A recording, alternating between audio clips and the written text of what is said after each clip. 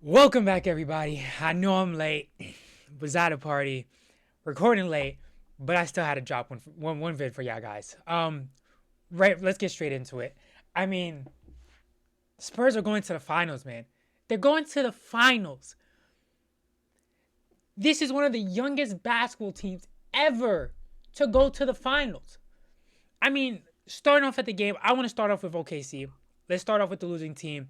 I mean, we finally got the Shea game. We finally got the Shea game this entire playoff series, practically the whole playoffs, where he was quiet, non-existent throughout the whole series, inefficient, just wasn't getting it done for what we expect for a two-time MVP. We finally got the game, but it, it came when nobody else was here to support him. I mean, Case and Wallace, he tried. He hit 4 threes in the fourth quarter to just give them a fighting chance, to keep them in the game. I mean, he was there. He was there. I mean, Caruso, he also tried, got a bunch of poke steals, was trying to be physical, was trying to get the veteran calls. I mean, he got that clutch foul that was a block that got overturned on De'Aaron Fox in the fourth quarter. I mean, but man, I mean, we got to just start off with Chet Holmgren. I I don't know how else to say it without saying he was just bad. He was really bad, really bad. And I know I call like Keldon Johnson the Antichrist, and we'll get to Keldon Johnson because he had an amazing game. I mean, talk about those two back-to-back clutch threes, back to back. When the Spurs needed them the most, he delivered. But going back to Chet Holmgren, and it's not even the the lack of scoring per se specifically. It's the oh sorry, gotta put my jersey back up. Sorry about that. It's not even about the lack of scoring. It's about the lack of aggression. He just looked like a baby amongst men this series. He took. Let me make sure I get the exact shot. He took 2 shots throughout the entire game. 2 shots throughout the entire game.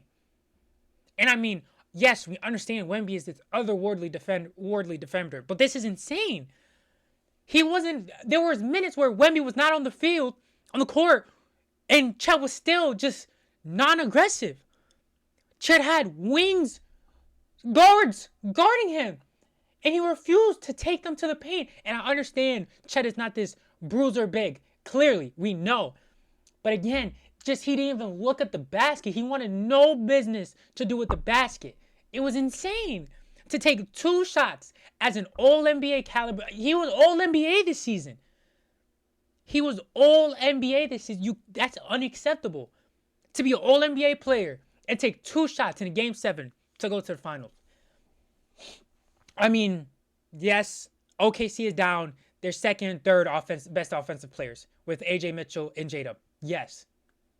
That is a big factor and definitely worked in the Spurs' favor. But again, for the players that played, they didn't perform. I mean, Lou Dort, he's not coming back to OKC next season. They're not picking up his contract because the players he specifically is good at guarding, the Spurs just don't have. They don't have those players. Those, the small, like the De'Aaron Fox isn't the best player, This isn't 2022 De'Aaron Fox. 2024 De'Aaron Fox. That's what Lou Dort specializes against. But against a Wembanyama, Lou Dort is just kind of useless. Because he can't hang with a Fox or Harper. So he can't score anything offensively. I mean, he's shooting 9, 10 3-pointers a game. Why? I understand if you're open, shoot him. But after the 4th, 5th game that he's shooting 20-something%, hey, Mark Dayton, we got to go to the drawing board and change up the lineup. When I saw him in the starting lineup, I was genuinely shocked. There's no way we're going to leave this guy who's just not effective defensively in this series and just a non-zero option on offense. I understand they're shorthanded. They had to already start off with a double big and play a double big extensive minutes when they already want to try and save those precious minutes when it's really, crucial possessions. But they had to put everything out on the court ASAP. And this series, every game, it felt like OKC was just down 10, 15 points in the first quarter that they were just playing from behind. I mean,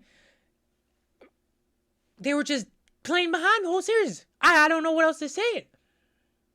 I mean, to play behind the lead throughout the entire game in an extended series is just so exhausting. To put that much pressure on Shea, to, hey, Shea, you're going to have to score 8, 10, 12 straight just to play catch up, basically. A lot of guys on this roster probably won't be back. Ludor, Hartenstein, maybe even Caruso. I don't know. But this team will definitely be shaken up, because what happened in this Game 7, I promise will never happen again to OKC. Just the bodies breaking down of players, the non-existent offensive options, the very limited three-point shooting on the roster. I mean, all of these issues will be fixed this offseason. I have no doubt about that. So OKC fans, hold your head up, because, I mean, y'all got 15 draft picks, or like first round picks. Y'all are okay. Let's get to the Spurs, the winners. I mean, going to the NBA Finals with this young of a team, to have a year 3 Wemby, a year 2 Stephon Castle, rookie Dylan Harper, rookie Carter Bryant, Champagnie, who's 24, 25. I mean, Keldon Johnson, Devin Vassell. These guys are all under 27. Their oldest real starter is De'Aaron Fox, who's like, what, 28, 29? I mean, this team is incredibly young. And they're going to the finals. And we're not going to do too much finals preview in this video. I'm going to say that for a separate video where we really get deep into it and break it down. But specifically in this game, man, Julian Champagnie was magnificent. Almost all of his shots were 3-point shots. He understood his role, his job, and he didn't step over any boundaries. He said, hey, Wemby's going to get 2 guys. He's going to kick it out to me, and I'm going to make the shot. It's as simple as that. And shout out to the Spurs guards, to the Dylan Harpers, to the Stephon Castles. When Julian Champagnie did miss, which was rare, because Julian Champagnie, I repeat, shot 6 for 10 from 3. He only took 1 shot that wasn't from the 3-point line. He shot 60%. They were getting his putbacks. They were crashing the boards. The offensive rebounding by the Spurs was electric down the stretch, which is another harp I have with OKC's entire roster. So not just Chet, the entire roster. No one boxed out. Not a single soul boxed out. No one got in the paint. No one said, hey, let me go get this board, besides Caruso. Caruso was the only one who was really getting scrappy for the boards, and that contributed to their loss. As I said earlier, Keldon Johnson, his only 2 threes he made were the 2 biggest threes all night for him. I mean, those back-to-back threes, especially the one that was heavily contested in the corner, to drill those came in so clutch for this team. Wemby, I mean, his defensive impact, if you're box score watching, you're going to see, like, what, 1 block and be like, he didn't have a defensive. No. Because Shea, who was going off, let me tell you how many points Shea had. Shea had 35 points on that. It was not assists. He was in his mode. But there was multiple possessions where Shea had the opportunity to go attack Wemby, and he chose not to. He chose to pass it out, and because multiple players on OKC's roster were just scared of the ball, such as Chet, Lou Dort just wasn't scared. He just sucks.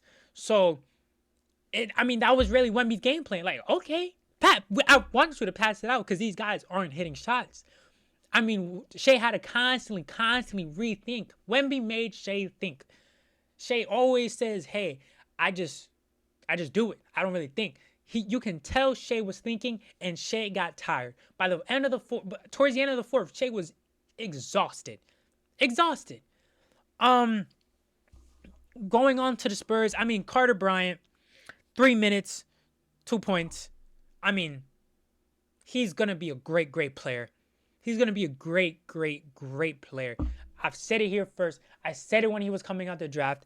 Coming from Arizona, a lot of people were low on him because he only averaged 9 points in college. He's like, how is this dude a lottery pick? He is going to be one of the greatest draft picks the Spurs have ever made. Now, before people say, what, Tim? I'm not saying he's going to be no Tim Duncan, Wemby, or the Admiral, or Kawhi. But I'm just saying, in terms of where he was selected, he's going to be one of the best draft picks the Spurs have ever made. Mark my words. Dylan Harper, another rookie. I mean, to have 12 points on 5 for 8 shooting, 2 for 3 from 3. I mean, every video I've made this series, I've said Dylan Harper just has to finish because his moves are golden. Every move he has is a masterpiece. He always gets open on every move. It's wonderful, actually. Which is why he's gonna progress to be an All NBA player easily. You can see the proof in the pudding. He's been amazing. To give just that consistency with how many assists? He had 3 assists, 7 rebounds. To just give that consistency off the bench as a rookie, oh man. Stephon Castle, he had 6 turnovers to 6 assists. He has to clean that up. You could tell he was getting really frustrated because, Caruso was just egging him on all series. So I know he's glad he doesn't have to face Caruso anymore. But 16 points. He didn't hit a 3. But he was active on the glass. He got a lot of second chance opportunities for the team. And he attacked the rim. Just attacked. Devin Vassell had a more quiet game. But just look at the roster. I'm going to read this for you. 6 boards, 7 boards, 6, 7, 3, 4, 1. I mean, for everyone to have 3, 6, 5, 4, 5, 6 rebounds is amazing. It's amazing. And yes, Wemby with only 7 boards, a little disappointing. There's definitely a lot of things in Wemby's game he has to clean up going into this finals matchup. But I mean, this roster came in. And hey, Satan's reincarnation, Luke Cornett, I will even say he had the turnover, and I was about to say, yep, here he goes. He got the clutch block. Immediately got subbed out for Wemby, but he got that clutch block. Him and Keldon Johnson. Kudos to you guys. Great series. This was a wonderful series. The parody era still exists. I love it. That being said, I love y'all. Catch you on the next one. Like and subscribe. Peace.